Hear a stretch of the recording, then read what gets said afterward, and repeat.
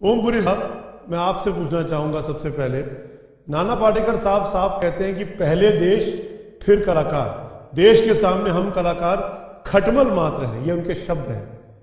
आप नाना पाटेकर की बात से क्यों अपने आप को जोड़ना नहीं चाहते?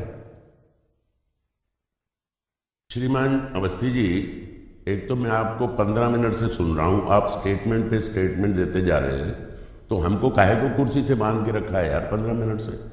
जब आप ही को बोलना है, आप ही के आप चैनल से आप अपनी भाषा में अपनी इंटरप्रिटेशन से बात करना चाहते हैं, तो हमें कोई तकलीफ दे रहे हैं आप चाहते हो कि हिंदुस्तान सुनेंगे कि नहीं? आप चाहते हैं कि हिंदुस्तान, पाकिस्तान, पैलेस्टाइन और इजराइल बन जाए और सदियों तक लड़ता रहे? हमारे हिंदुस्तान में 22 करोड़ मुसलमान भाई रहते हैं, उनके रिश्तेदार उधर रहते हैं, पाकिस्तान के रिश्तेदार इधर रहते हैं, और दुनिया का दूसरे नंबर पे ये मुस्लिम कंट्री है। तो पुरी साहब, अगर पहले नंबर पाकिस्तान की तरफ से प्रॉक्सी वॉर चलता रहेगा तो जाइए, सरकार से कहिए कि उनका वीजा कैंसिल करे।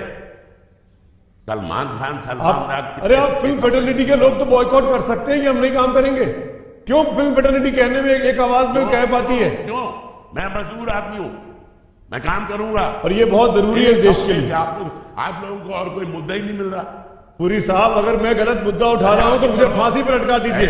आप तो बहुत बड़े एक्टर है ना, आप इस देश के लोगों से बोल के, सरकार के बोल के मुझे फांसी पर लटका दीजिए अगर मैं गलत मुद्दा उठा रहा हूं। पर मेरे एक सवाल का जवाब दीजिए। एक सैनिक जो अपनी 30 से 40 साल की जिंदगी बॉर्डर में गुजारता है, जिसको महीना का 30,000 रुपए की पगार मिलती है, आप उसकी समय पूरे 40 साल की नौकरी की तनख्वाह जोड़ लीजिए तो भी 2 करोड़ 5 करोड़ रुपए नहीं होती है। बड़े बड़े एक्टर एक एक फिल्मों में काम करने के 10-10 करोड़, 12-12, 15-15 करोड़ रुपए लेते हैं, और फिर वो कहते हैं ऐसे वक्त में जब मरो और मरो मारो की स्थिति है, पाकिस्तान के साथ बातचीत होनी चाहिए, वो एक्टर टेररिस्ट नहीं होता, कलाकार सबसे अलग होते हैं। अरे पहले हम हिंदुस्तानी हैं कि पहले हम कुछ और हैं?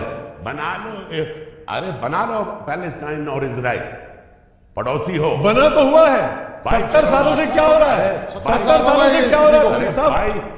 22 करोड़ मुसलमान भाई हैं यहाँ, भड़काओ मत उनको। कोई नहीं भड़का रहा है किसी को, आप भड़का रहे हैं, आप जैसे लोग भड़का रहे हैं। पुरी साहब, आई एम सॉरी टू से दिस, इस देश में तमाम मुसलमान भाई देश के साथ खड़े हैं, देश के फौजियों के साथ खड़े हैं, पर बॉलीवुड लोग जो जिसको ये लोग इमिटेट करते हैं, जिनको हीरो मानते हैं, वो लोग जब इस तरह की बातें करते हैं तब जनता में भड़काव आता है। सॉरी टू से पुरी साहब। और आप लोग कैसी कैसी घटिया फिल्में बना के पाकिस्तानियों पे थूकते रहे हो, बेशर्माओ बेशर्माओ बेशर्माओ। क्रिटिसाइज करिए, मुझे फक्र है पुरी का। क्यों नहीं कहते भाई को, क्यों नहीं कहते अली जाफर को, क्यों नहीं कहते राहत साहब को कि हिंदुस्तान के आवाम के साथ खड़े हो? उरी को क्रिटिसाइज करो, बारामूला को क्रिटिसाइज करो। कल एक जवान मारा गया, 24 साल का लड़का, इटावा का लड़का, 24 साल का मार दिया गया गोली से। कौन जिम्मेदार है इसके लिए? हाँ, तो कौन जिम्मेदार है पुरी साहब? हमने उसको फोर्स किया था कि फौज में जाओ। कर्नल थापर बात कर रहे हैं आपसे पुरी साहब, कर्नल थापर जिन्होंने अपना बेटा करगिल में खोया, हम सबके लिए शहीद हो गए विजय साहब। मुद्दा ही नहीं है जिसपे आप बहस कर रहे हैं पंडित जी। पुरी साहब कीजिएगा, पुरी साहब, अपनी घर की पुरी साहब, पुरी साहब, इतने बड़े ये जो आपने नाम बताए, इनमें से पूछा जाए कितने इनके रिश्तेदार फौज में थे कभी भी? पुरी साहब, आपसे पूछ रहे हैं फौज में, मेरा बाप फौज में था, उसका नंबर था 1952-87। बोलिए। अरे आप बहुत बड़े एक्टर हैं, आपके बहुत बड़े लोग फॉलोअर हैं, आपकी बातें सुनकर लोगों का दिल टूटता है। चुप रहिए आप। अरे नहीं पुरी साहब, क्या बीच में टोकते हो? मैं आपसे पूछ रहा हूं, आप चाहते हो कि हिंदुस्तान और पाकिस्तान, इजराइल और पैलेस्टाइन बने? तरह की भाषा ऐसी बात कर रहे हैं, हम लोग बहुत देर से सुन रहे हैं। कौन बोल रहा है? मैं बताता हूं, मैं परिचय कराता हूं। चाहिए, आप हमारे सैनिकों का अपमान कर रहे हैं।